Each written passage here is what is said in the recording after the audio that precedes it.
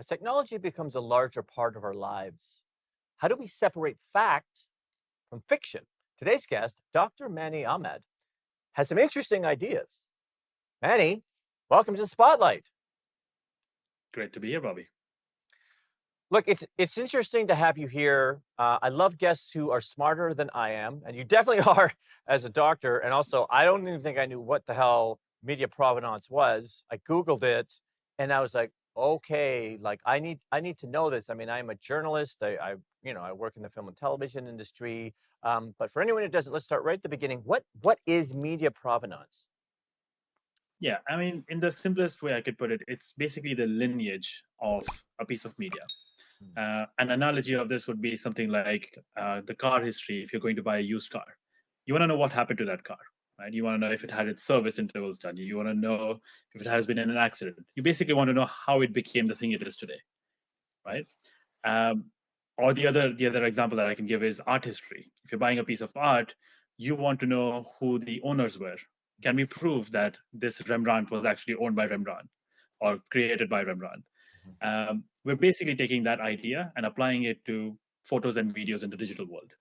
We want to be able to prove which camera took this photo, whether it was edited or not, whether it was compressed or not, how did it eventually end up on your screen, and whether that lineage is trustworthy or not.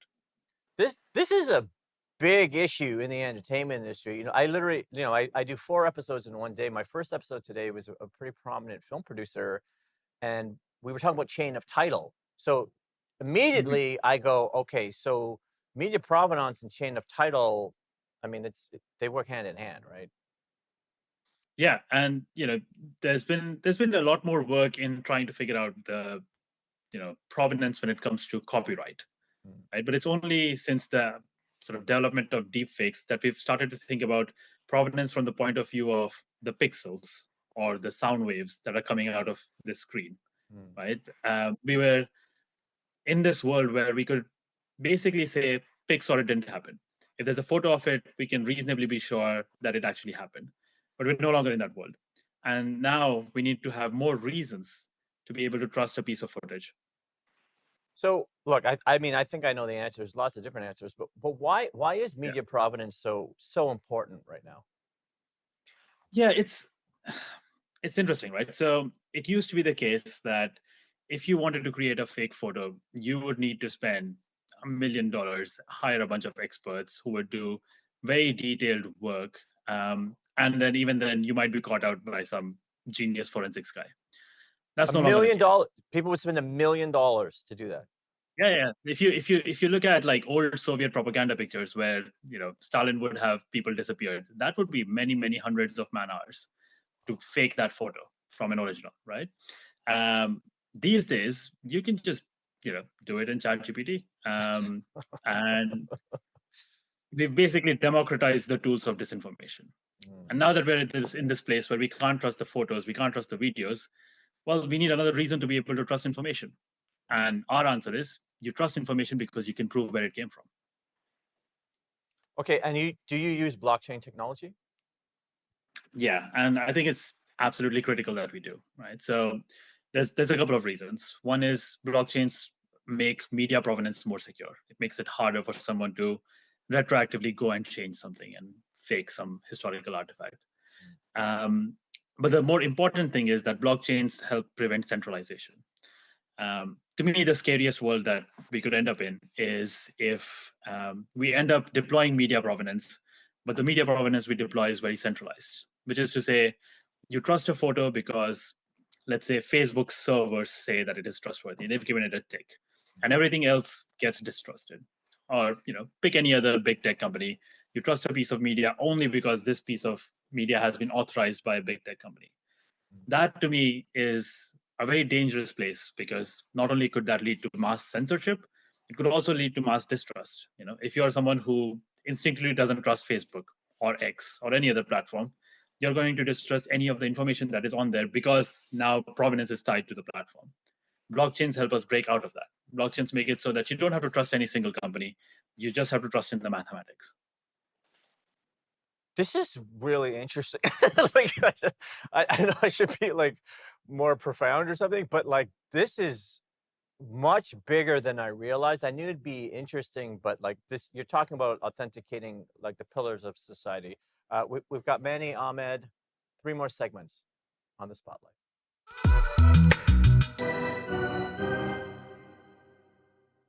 Welcome back to the spotlight. Okay, Manny, I'm learning so much from you in real time, which are my favorite guests. And I think I know some of the answers as you talk about a little bit, but let's get into AI specifically. Why will media provenance matter in the age of AI specifically?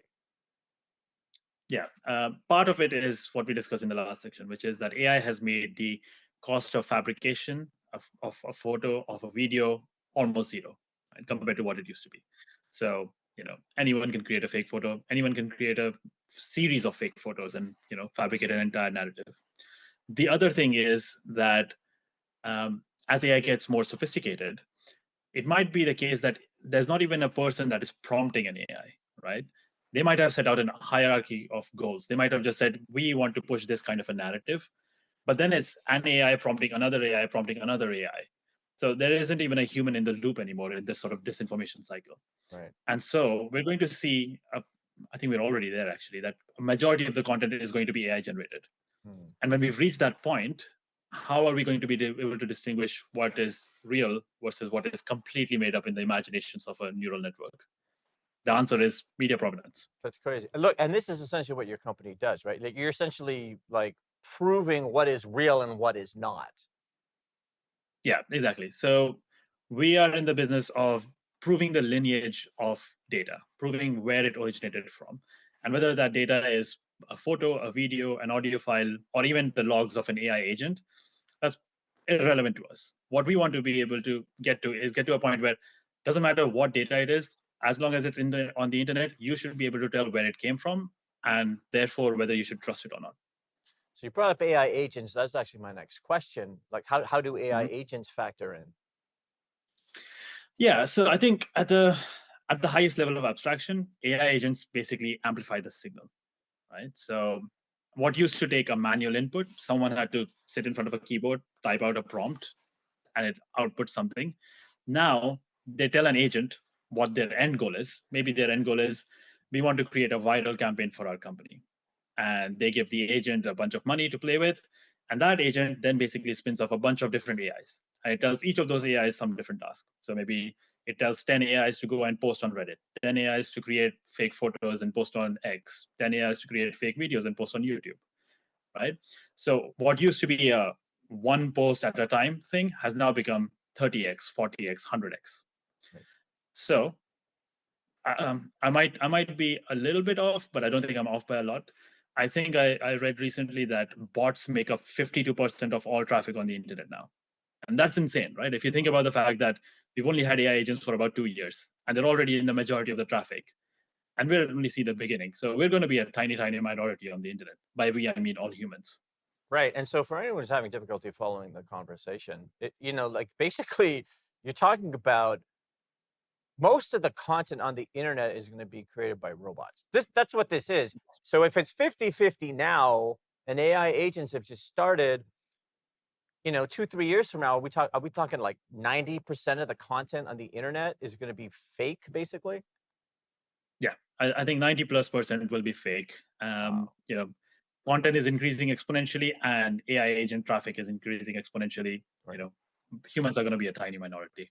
Okay, so now it's written there, but it is logical to the discussion too, right? It is like, well, what about cybersecurity, right? Because it just seems like there's some cybersecurity issues here too. Yeah, I mean, it's not just a misinformation, disinformation problem, which in its own right is a cybersecurity issue. But any process, any organization where you use a photo or a video or even audio to trust something or perform an action is now under threat. Right? This could be as simple as asking your financial officer to send money to a bank account, which has happened.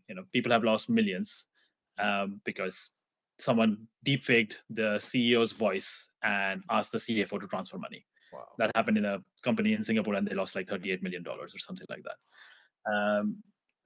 Apart from that, things like banking software, which rely on face scans or face ID, all of that can be faked as well. So we're like in the twilight zone when it comes to cybersecurity. It's terrifying. Like this is, I mean, look, what you're doing is really cool, right? Because you're essentially, the solution, or one of the solutions to like proving what's real and what's not real. But it's also like terrifying to understand and accept that like there are real fears coming that are some are already here and there's more to come. But luckily you're one of the good guys. I hope. You We're, hope we're, I'm real as well. well, This we'll is not a see. deep We'll fake. see. I'll have to hire you to find out. We got 2 more segments with Manny Ahmed on the spotlight.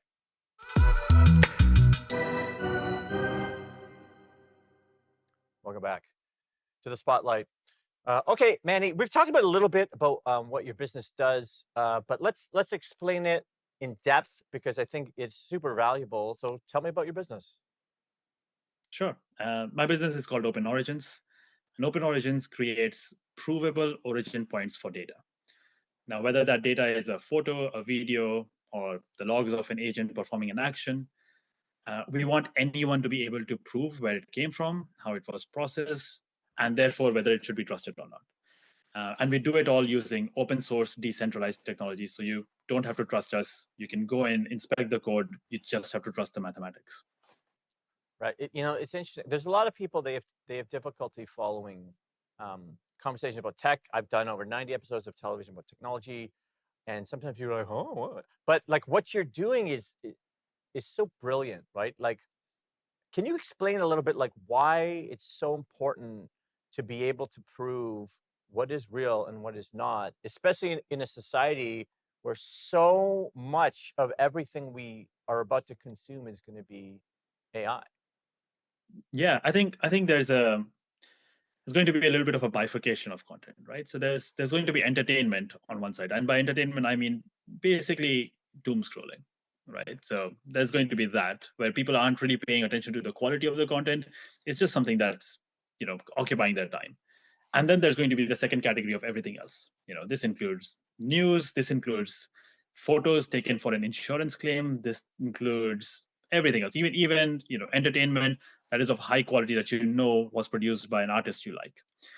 Um, and if we don't have that bifurcation, then we've basically lost the ability to have a meaningful conversation on the internet, right? Because then we can't distinguish between what is AI slop and what is real, trustworthy, meaningful stuff. But see, I would argue I we're am already there. We're there right we're now. already yeah, and that is what we're trying to sort of remedy and mitigate, right? We want to put like a hard line between AI generated stuff and human generated stuff. And that line needs to be something that everyone should be able to trust, right?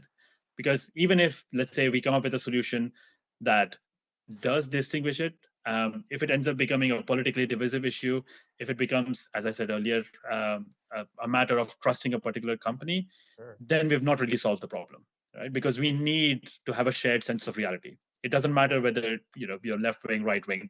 We all need to be able to agree on the facts. And right now, we don't live in a world where we can agree on the facts because anything could be AI slop. So I did an episode, my last show, Open Source, about disinformation, and for sure, it's so important, right? These sort of polarized dynamics that are sort of artificially created on the internet. It's a real issue, but what you're doing is slightly different. I think it's a bit harder, to be honest, because, and I'm coming up with this question in real time as I learned from Dr. Manny Ahmed, right? You're teaching me a lot of stuff here. I think when there's like, is this a human or a bot? And you can kind of tell us, then it's like, okay, that's obviously useful. And it's like, is this a real opinion or a fake opinion? Okay, that's useful. So what about when we're in the middle? Because I see a lot of hybridization happening where things aren't going to be 100% human or 100% bot. They're going to be like 46% AI, 25% AI. How do you find the provenance, right? Like, how do you authenticate what's real when it's only a fraction of the content is AI generated? That's an excellent question, right? And this is one of the things that we wrestled with in the early days of the company. Our answer is basically you should be able to point to the provenance of every piece of the content, right? So let's say there's a 1 minute long clip, And the first 30 seconds are of me talking, and the next 30 seconds are of an AI avatar.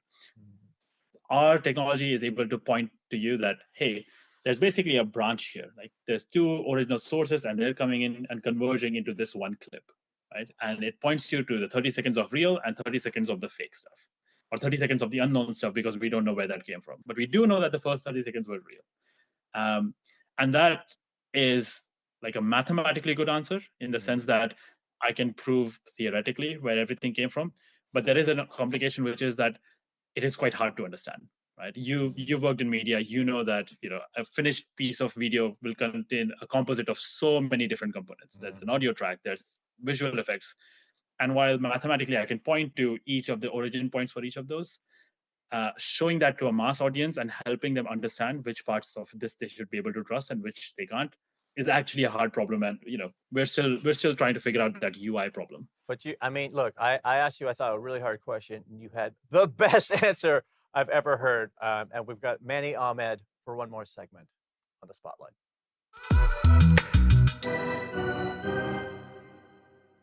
Welcome back to the Spotlight. Okay, Manny, you're blowing my mind all the time. I appreciate it though, because you're right in the pocket. Like, this is an expression I use all the time. You're in the pocket. For me, that's just like you really have your pulse on society. Your finger on the pulse of society, right? It's like you're really paying attention to what's going on. And to be honest, it takes a lot of confidence. Even I asked you a hard question last segment, and you had a good answer, but you didn't know everything. And those are the people I trust the most, because not everybody knows everything, especially in this space that's evolving so rapidly, right? So Yeah. look, media provenance is something I didn't know that much about. I'm learning about it from you, and I see it as evolving quite a lot. But let's get a snapshot of where we're at right now. How do you see media provenance realistically playing out from where we are right now? Yeah. So where we are right now is a very limited adoption. We work with a few large media organizations. We've gone in and we've secured large archives, but on the scale of the internet, we're nowhere, right? It's 0.001% of the content. How I see this playing out is that we're going to start with high-risk verticals. So verticals where there's a direct financial cost to getting a photo or video wrong. Right? This could be something like insurance. We're seeing a huge rise in insurance fraud for claims. People are putting photos of their car in ChatGPT and asking ChatGPT to put a dent in its bumper and then uploading it to make a false claim. Oh my God. Right? And yeah, it's ridiculous, but it's costing insurance companies millions, because those kinds of claims are too low value for them to send someone out to inspect it. Right. And we used to be able to trust a photo of a damaged car. Now we can't. So I fully expect insurance is going to be that first vertical where we see widespread adoption. To make a claim, you're going to have to take a photo using something like OpenOrigins. Otherwise, they're not going to accept your claim. Yeah, you got to prove people aren't lying. Exactly. That's the highest risk one. And then we're going to move to, I would imagine, something like influencers as well as public figures starting to use provenance technology, because we're going to see so many deepfakes, politicians deepfakes, that they're going to start saying, hey, unless it comes from this particular piece of technology on this platform, it's not me. And this is a big issue too, right? Like in the film and television, you've already seen AI companies, and they're very realistic looking. Tom Cruise, Brad Pitt, like they can do anybody, make them say this, do that. And I don't know. I don't see too many people having a company like yours that can be like, that's not Brad Pitt, bro. Yeah, exactly. And I think we're very close to that tipping point. We're going to see some early adopters. I expect it will be actually politicians, because their entire career depends on this kind of disinformation not spreading. Right. We're going to see those early adopters this year. And then soon it will kind of become the default, where if you're a public figure, you will need to have some sort of provenance platform. Otherwise, your followers are just not going to know what's coming This is out. how you can tell I'm listening to you, right? Because I have real questions based on what you just told me, right? Because it makes me realize, like, it's not just high profile people. I can see why with the verticals where you're like, well, where's the money, right? Politicians, celebrities, people are going to pretend that they're them or create this fake propaganda, and they have money, so they'll pay it off. But you could do this to anyone, right? Like this is really scary. You could take anyone's life and say, pretend that they're doing something they're not doing. This is the deep fake fear, and then go to their boss or threaten them or blackmail them. Like, this is a really real issue. Yeah, yeah, and it happens. And like one of the really unfortunate sort of realities of this technology is that the vast applications of deepfakes, something like 90% plus of deepfakes, are about creating non-consensual pornography of women, either to just spread it or to blackmail them. So this is already happening, and it's affecting a lot of people already. Yeah, I mean that's a grim note. I know it's so dark, but it's real at the same time, right? Like, this is happening. Yeah, yeah, and the other thing that we see a lot happening, and I do some workshops about this, is personal fraud, right? So people getting calls from their family members or their family members, but it's not their family members, claiming to be in a crisis and asking them to transfer money or send over some secrets or some balance. You know what, dude? I gotta end the show. I think you need to come back because I can't stop talking to you. But this round was awesome. Thank you for coming. Yeah, good to be here. New technology introduces new methods. And as always, humans will evolve with the times. We hope. We'll see you next time on The Spotlight.